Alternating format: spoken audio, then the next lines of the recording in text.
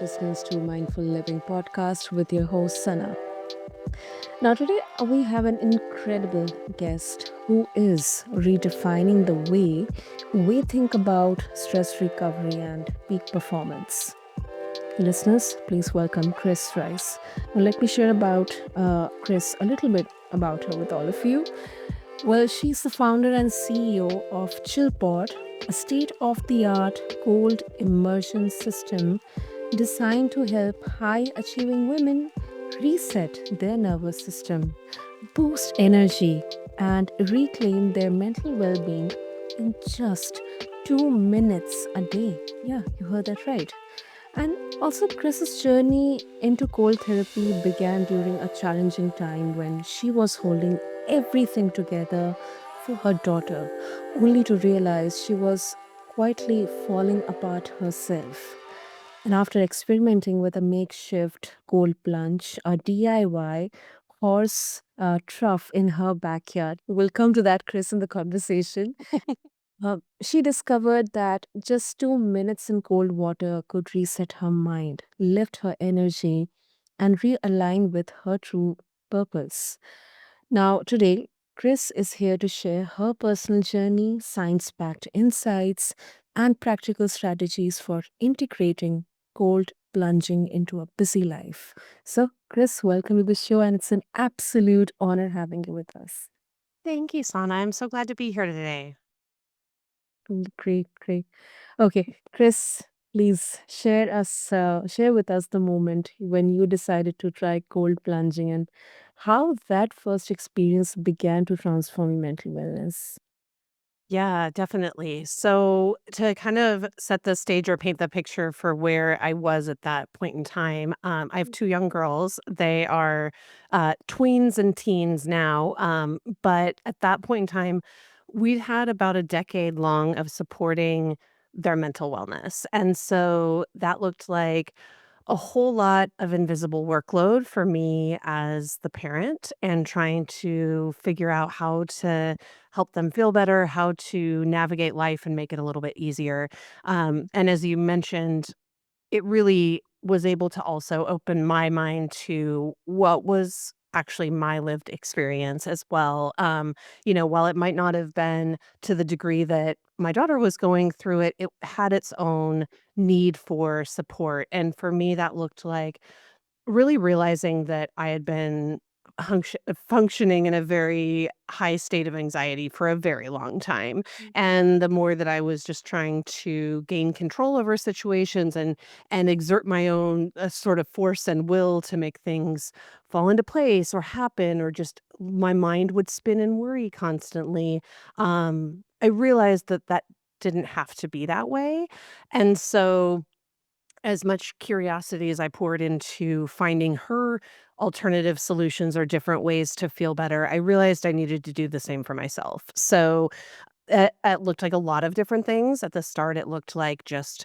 learning new ways to move my body or exploring meditation and digging deep into that. It went from conventional to very unconventional, but I Mhm. had a good friend who was able really was like my advocate, the one that was constantly like, "Chris, have you tried cold plunging yet? Have you tried it?" And every time I was like, "No, not yet."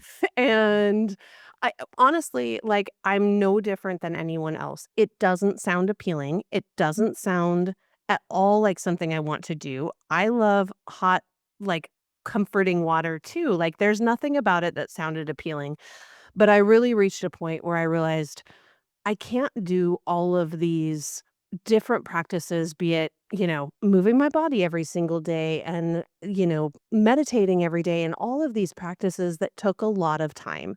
And at the end of the day, I am a parent who works outside the home and is very involved in my kids' lives. And I realized that my time was literally too thin. I was setting myself up for failure. And so it was from that realization that I was like, what do I have to lose? I might hate it, and I very well could, or I had this like tiny thread of maybe it could change everything. And that was the reality.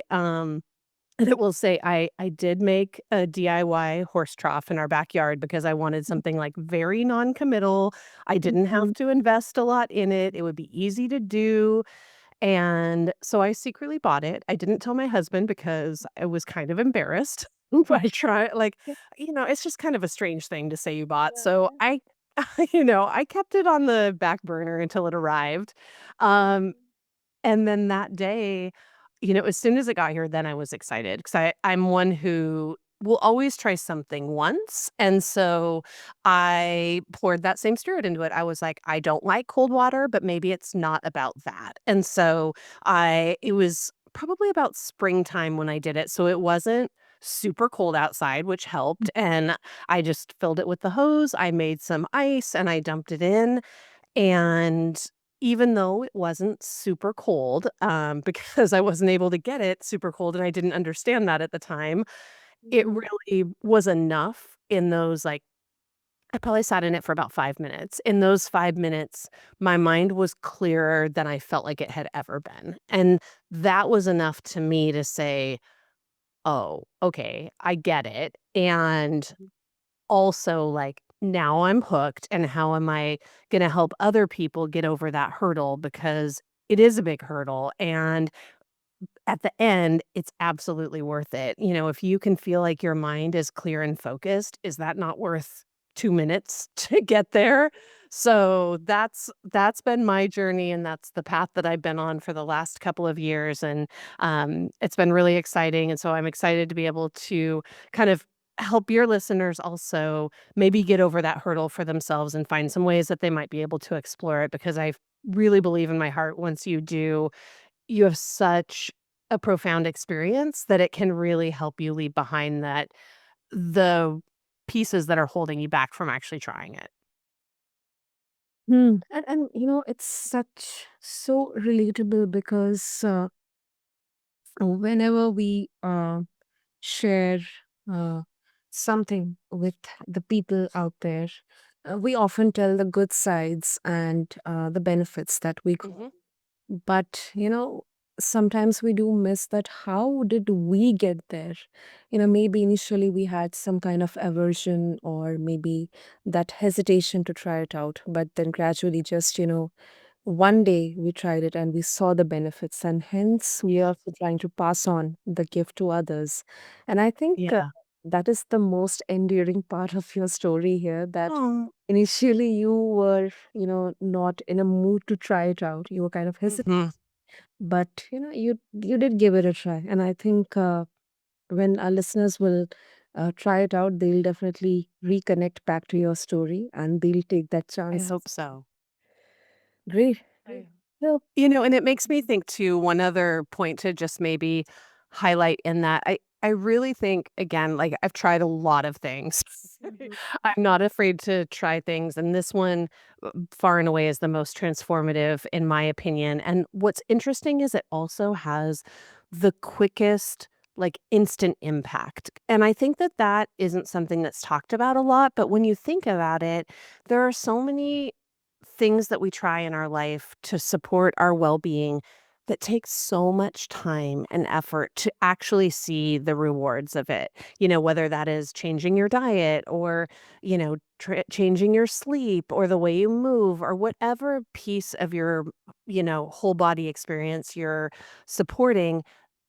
Rarely does it you try something and in that instant, you actually can tell a difference, and that's what I think is so empowering about this, is that every single time I go in it, I'm like, "Oh my gosh," I might not want to, like, this morning, it was raining on my head when I did it, and I was not the most excited about it, and yet, 2 seconds in, I was like, "Oh my gosh, my entire my entire energy in my body feels completely different." So, then you're like, "Okay, it was worth it." I would every single time I have to go through that though. But that instant kind of gratification piece, I think is something to just hold on to and remember because it can get you over the hurdle of it not sounding like a very fun thing to do. Mm. And have you ever wondered that how scientifically it works out? Because as you mentioned that almost all of the people they have this, they don't like uh, Yeah. ice cold water, and they feel that initial resistance. So, Mhm. uh, could you share one or two practical tips for easing into this practice safely? Yeah. Yeah, definitely. I think that's really important. By no means should somebody jump into an extreme practice without thinking that through or making sure it's right with their doctor, things like that. The thing with cold plunging or cold exposure, let's say, there's so many different ways to try it. So, practically speaking, cold therapy is anything from water that would be 40 degrees to 60 degrees Fahrenheit. So, it's a really wide range. And candidly, when I started doing it, having not done it at all before, I was probably on like that 55 to 60-degree range. So I think that's a great place to start because there's no reason that you need to go to the coldest water that literally has ice floating on top. So from a practical perspective of like how could I try this and explore it, two things come to my mind. And the first is just to try a cold shower. So, like, at the end of your shower, once you've enjoyed your hot water and all of that good stuff, the last minute, you can just shift it to as cold as possible. And for most of us, that's gonna fall in that cold range that I just mentioned. It might, depending on time of year, that might vary, but that's a really easy way to just try it. And your body's getting fully, not submerged in the water, but it's getting fully exposed to the colder water. And you're going to see some of those benefits. So that's one that comes to mind. And another that comes to mind is just trying a certain body part. Like you could try your people will do their feet, their hands, or their face. And you could literally have a bowl with ice water and you could hold your hands in it. Or you could dunk your face for, a breath, things like that. Your hands are actually really, really sensitive. So that's actually a more extreme version than your whole body in the shower. But those are just like a couple things to get your mind going on how can I access the benefits of this, but not have to have a cold plunge at my house from the very beginning. So those are a couple ways to go about it. Makes sense. Makes sense. And your journey is from hesitation to advocacy is truly inspiring. And when we talk about integrating cold therapy into busy life, taking the Mhm. um, kind of busy life you have, balancing entrepreneurship, motherhood, wellness, I think it's no small feat. So how do you integrate cold therapy into your daily routine, and what does your ritual look like? Oh, that's such a good question. So I think for everyone, you have to lean into those times of day that are easy for you. So for me, or not easy for you, but where you have maybe some pockets that you can play with and that you are maybe the most full of capacity. So for me, that's in the morning. I wake up, I feel like I have a full battery and it drains throughout the day. I recognize some people are morning or night people, so that's the opposite. But for me, I'm a morning person. So what my morning looks like, kind of from a ritual perspective, is getting the kids up. They're up and going. I'm getting them breakfast. And honestly, while they're sitting there eating breakfast, I hop out to the backyard. I change into my swimsuit. I step out there and I cold plunge for about 3 minutes. And that means that for me, I have done the hard thing that I need to do to set up the rest of my day. So I find that really empowering. And I think it literally changes the way I show up through the day because I've already done the really hard thing. I went and sat in cold water in the middle of winter. And so that is something that I try really to incorporate, I would say probably 4 to 5 times a week. I'm not here to be a perfectionist about it. I don't need to do it every single day to feel the benefits. But like in the case of today, I'd had a hard night's sleep. My kiddo was having a hard time falling asleep. So I was not at like a full battery perspective this morning, but I knew, okay, like working out feels too much today. I don't need to do that. My one thing could be cold plunging, and it has been. That's all I've done to really like lean into myself. But that also is enough. Just because it takes 3 minutes doesn't mean that it diminishes its value. So that's how I do it. And it really sets me up for making my best decisions, for being as focused and clear-headed as possible. So I really love the morning for that reason. Wow, that's really, really strategic, very strategic. Mm. Yeah, I think you have to find the part of your day where it works for you. I mean, also, I will say it's not necessarily one of those things that, you can't jump out and go to a meeting after. All you have to do is towel off and you're ready to go. So that's kind of nice too of, maybe you have a pocket of time at 11 in the morning and you know that that's when you always take care of yourself. That's great. Like lean into that. It's sort of just figuring out what works for you. And I think the more you just do it and make it a habit, it just becomes something that your body expects. True, true. Also, there's a growing body of research on the benefits of cold therapy for stress Mhm. recovery and energy levels. Yeah, I'm really curious to know that which of these or any of these science-backed benefits have you found most compelling, and if yes, then why?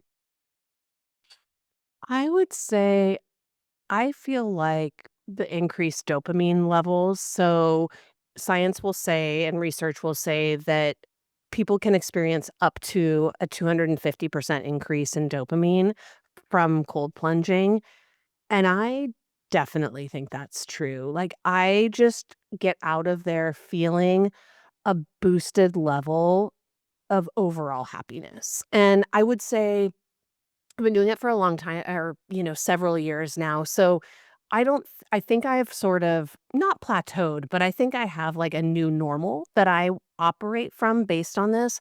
But I remember that from those early days of being like, wow, I feel really incredible. Like, I don't remember feeling like this before. And, like, if you've been in I think it's similar, there's a reason that it's often paired with saunas, but same thing, like, when you step out of a sauna and you just have, like, a new baseline for how you're feeling, and I really think that that piece is such an interesting, piece of research, that has been proven time and time again.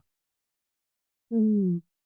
And what about the setup? Do you need a special equipment or something, or it's just normal? You can get anything to hold the cold water. You can make your own ice and Yeah. just check the temperature that whether it's in the range or not. Yeah, I think that it's really up to your own preferences. I mean, I'm always one to like explore it before you really like dive in the deep end for lack of a better term. That's why I started really small. I really believe having done both, like gotten to a point where I've created my own product on it and then also started from literally just a container to hold it. What you really I the trade-off is your time and energy that you put into it. So when I had the trough, a lot of time was spent trying to manage the water and get it to a certain temperature, which really meant me I had these, like, my kids had storage bins from old toys, and I would use these large storage bins to freeze ice, but that takes a long time to freeze, and so and then it was also very sloppy. I had to carry it all the way through the house to the garage freezer, which also was like I was just constantly, like, trailing water everywhere. It's a trade-off of your time and energy to get something going or trading, resources and money to have those pieces done for you, be it the temperature control, the cleanliness of the water, all of those things kind of come into play. But I'm always for telling people, start somewhere so you can see if it's for you and then start investing as you see fit. Hmm. Also, some critics would argue that benefits of cold plunging, they are overstated, and the discomfort involved might actually, outweigh the mental wellness benefits. So, Mhm. how do you respond to these perspectives or concerns? I think it goes back to listening to your own body. So, if if you're going into it saying, "Okay, I'm gonna go to the most extreme version. I'm only going to sit in water that is, like, the farthest low that I can get to," and for really pushing your body for a long time, I think that's when the cons can outweigh the pros, if that makes sense. So, like, if you're really pushing yourself to an extreme, your body's already being put in fight or flight, and that's why you're building resilience, is because you're going into it and quickly coming out of it, and your body's realizing that it can do that. When you're pushing it beyond what is, not comfortable, but what your body can recover from would be a better way to say it, then you're kinda dipping into those, "Oh, it's not really working for me as I would want it to." So, I think there's so much wisdom that your body can give you as far as, you can watch if I plunged this morning and then my sleep was really troubled, maybe I went too long in there this time. Maybe my water was too cold. You kinda just have to have that sense of awareness and playfulness to say, "Hey, you know what? At this season in my life, maybe it's really cold outside. Maybe my water doesn't actually have to be that cold." Just a playfulness around it doesn't have to look one way, and you can definitely adjust, especially if you're feeling like, "Oh, my body's just not having the time and space to recover. I could do this different." Hmm. It's more of an individual choice. Very much so. I really think it is. I mean, you can give guidelines for folks, but I think at the end of the day, part of why it's such a powerful ritual is because you're coming back to your body and realizing what's working, what's not, and giving yourself that ability to pivot. So I've done that a lot of times just with the temperature of the water. Sometimes I'm like, oh, I want to try going colder, but for less time. And then I might notice that maybe my feet don't get warm for a couple hours. And then I'm like, nope, that's a sign I went too far. That you just have to listen to your body's cues, and that was certainly not something I did before, and I think the cold plunging experience has really helped me be more mindful of that, to listening to what my body is saying, honoring that, and then adjusting as you need to. So, I really think everybody can find a way to do it. It's just exploring and kind of playing around with what that can look like. Mm, that definitely makes sense. Great, great. So Chris, finally, before we wrap up, if our listeners, especially women, they wish to try out cold plunging and they also want to connect with you for guidance and exploring this approach and navigate through the ups and downs of their mental health and wellness, how they can do that. Yeah, definitely. I would suggest 2 ways. So, you can connect with me on Instagram. I'm at Kris Rice Wellness, and I'm sure you'll link it in the show notes. So I won't spell it out for you, but that is basically me. That's my journey as a founder of my company, Chill Pod, my journey as a mom, as just a woman navigating wellness, all of those things. So, I show up there every day. I would love to connect with you on there. And if you're curious about what I'm creating, you can visit thechillpod.co, and the product is getting ready to launch here shortly. And so you can be kind of in the know from the beginning. So I would love to share that with you as well. Great. Well, all the best to you, Chris. I think this is really, really innovative, and I think definitely the one to look out for and try it out. So I would encourage all of our listeners to check out the show notes to explore more about Chillpod and connect with Chris, follow her journey, take some insights about cold plunging and mental wellness when you feel like you have too much on your plate. And we'll definitely have all the details in the show notes. And Chris, thank you so much. I mean, for sharing your journey, your insights with us today. I think your story not only challenges the preconceptions about wellness, but they also offer practical, transformative strategies that we can all incorporate into our busy lives. So thank you. You are so welcome. Thank you for having me, Sana. And to all of our listeners, thank you for tuning into this episode of Mindful Living and being a part of our journey. uh, in of this ship called as mindful living. And as always, I say, stay curious, stay bold, and until next time, take care and stay mindful. Thank you.